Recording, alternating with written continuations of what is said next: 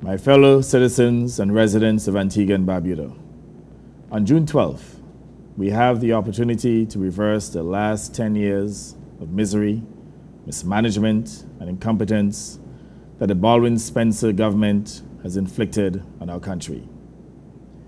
We have the chance to restore our economy to the powerhouse of the Eastern Caribbean that it was 10 years ago, to put our people back to work, to push back poverty, to stimulate and expand business, and to make our country prosperous again.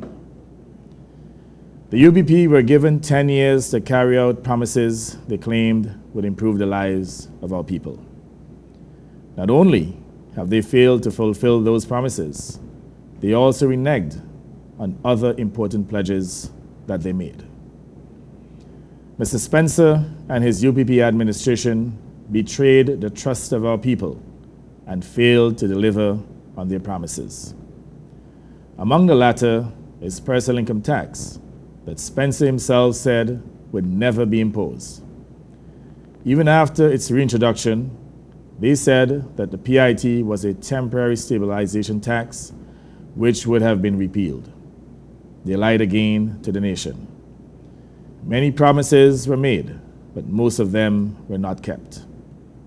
The UPP promised to empower the youth, but instead dismantled the programs for the youth that the previous Labour Party administration had in place, such as the Land for Youth program. It also failed to deliver employment and opportunities for our young people to fulfill their aspirations. Our youth were left to languish, and many have had to resort to a life of crime and violence to survive.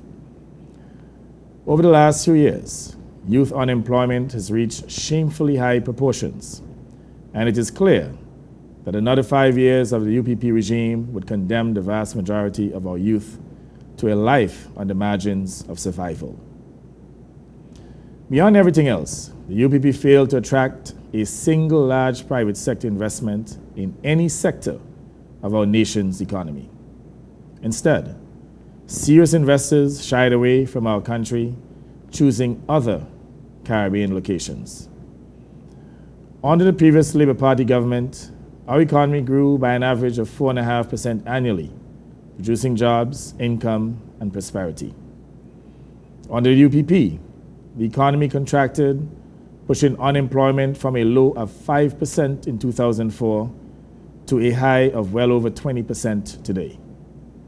The contraction in our national economy has also expanded poverty, increased homelessness, vagrancy, crime, and violence. Hundreds of homeowners have had their homes auctioned because they lost their jobs and could not pay their mortgages. Many small and medium-sized businesses have also been bankrupted.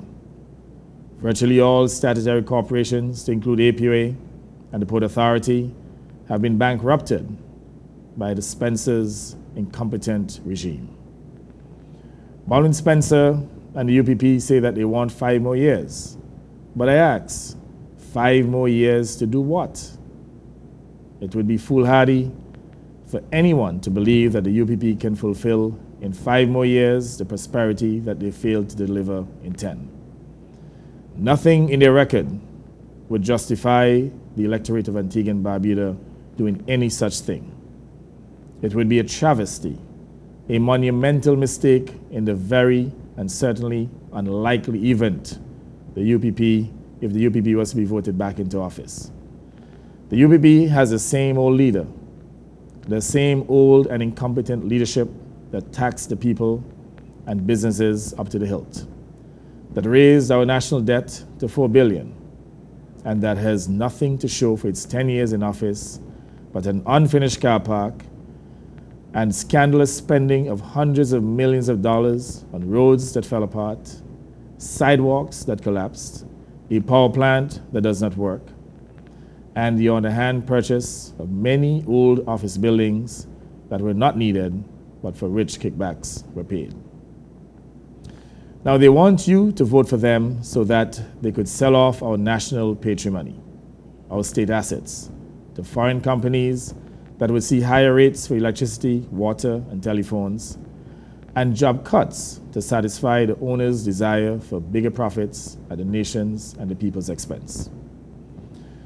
5 more years of the UPP would push our country over the cliff of disaster to which it has been driven relentlessly by the incompetence and mismanagement of the Baldwin-Spencer regime. Their desperation has been blatantly obvious in the many attempts they have made to fix this election, including scandalous and large-scale bribery, vote buying and vote blocking, financed by sinister interests to whom they are now captive. But in the words of the well-known hymn, "Mine eyes have seen the glory of the coming of the Lord. He's trampling out the vintage where the grapes of wrath are stored. Yet loose the fateful lightning of his terrible swift sword. His truth is marching on." The Labour Party team is determined to march on. With your support and God's guidance, we shall march on to victory. Our purpose is to pull our country back from that cliff of disaster and on to safe and sound ground from which to roll back poverty, curb crime, rebuild our economy, restore full employment, and reestablish high regard for our country as a place for international investment in tourism, financial services, and niche manufacturing. We have laid out the policies, programs, and plans that we will implement immediately after we are elected to office. I now highlight just a few of them. We will eliminate personal income tax for all citizens and residents, putting $40 million back into people's pockets for spending, saving, and investment. This will assist to build confidence, to increase consumption demand, to stimulate our economy, rejuvenate local businesses, and increase employment.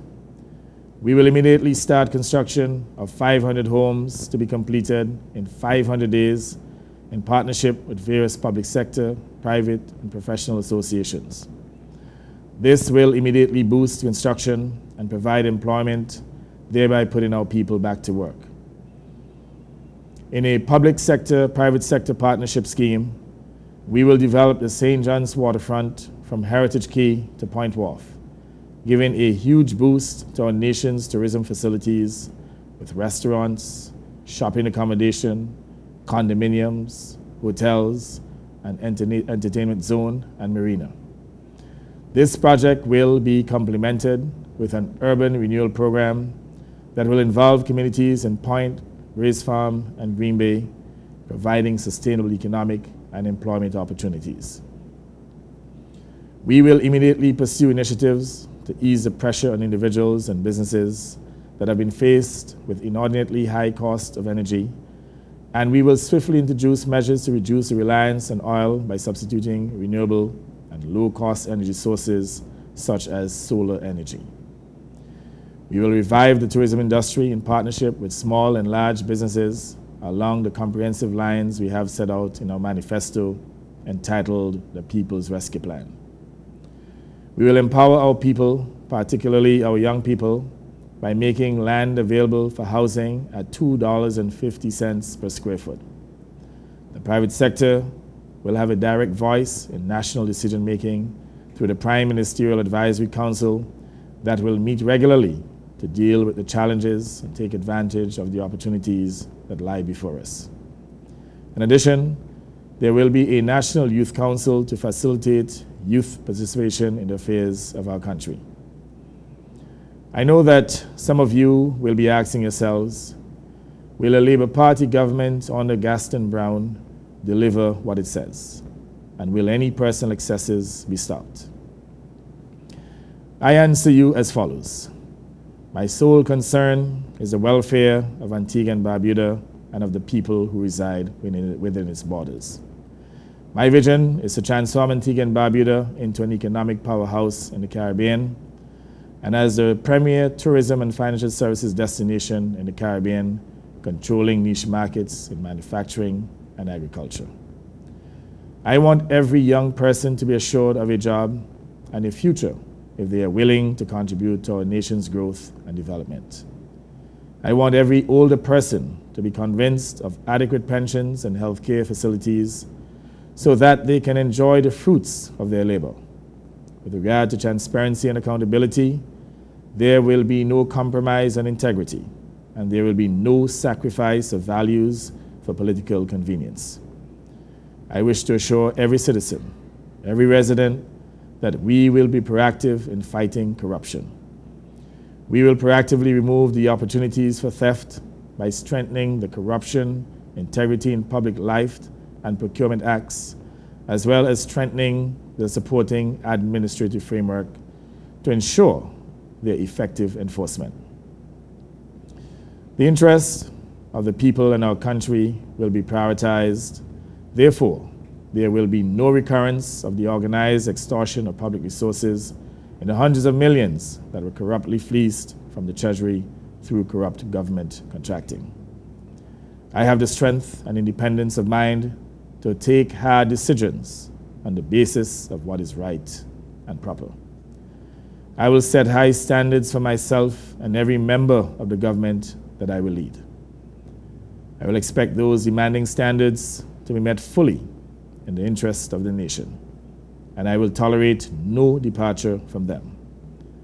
My team knows and accepts these standards and the consequences of any breach. The Labour Party team is ready to deliver. It is time we remove this UPP blight from our nation. My friends, apart from my family, I have no greater love than for my country and all the people within her.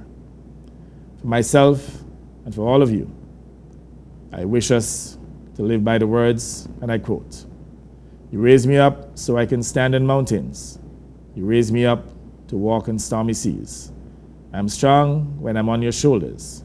You raise me up to be more than I can be." End of quote. All of us together are more than each of us can be. Together we can be strong, vibrant, prosperous, and successful. That is a country I want to build. That is a country I intend to lead. I therefore invite you to vote for the Antigua and Barbuda Labour Party and its team on June 12, 2014. I invite you to be part of this champion team in building a champion nation, which we will transform into an economic powerhouse in the Caribbean. Let us together recapture our country, restore its viability, and give every person in our society the opportunity and the scope for prosperity. May God bless Antigua and Barbuda. May God bless you all. I thank you.